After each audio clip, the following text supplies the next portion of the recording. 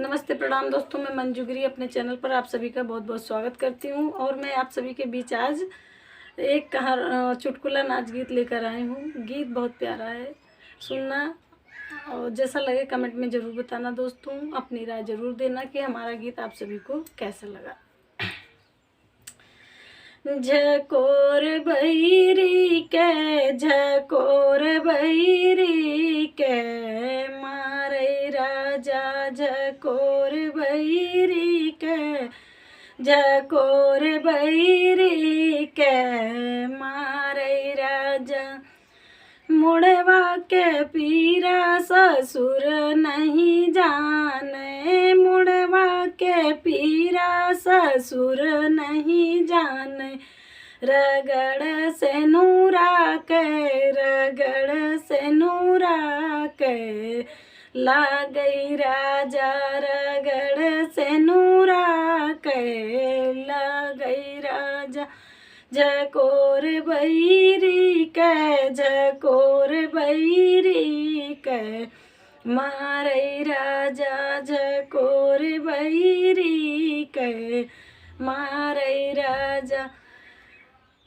अखिया के पीरा जेठ नहीं जाने, अखिया के पीरा जेठ नहीं जाने, रगड़ सुरमा के, रगड़ सुरमा के, ला गई राजा झकोर बहिरी के, झकोर बहिरी के, झकोर बहिरी के, मारे राजा।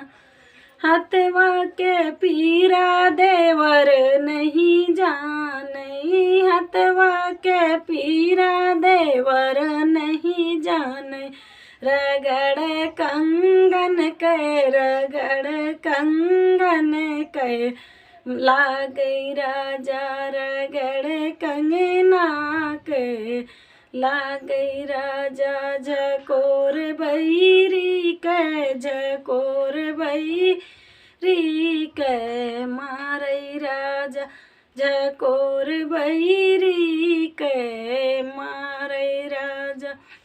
उठवा के पीरा बलम नहीं जाने, उठवा के पीरा बलम नहीं जाने, रगड़ लाली के, रगड़ लाली के, ला गई राजा रगड़ लाली के, ला गई राजा झकोर बहिरी के, झकोर बहिरी के, मारे राजा झकोर बहिरी के, मारे राजा।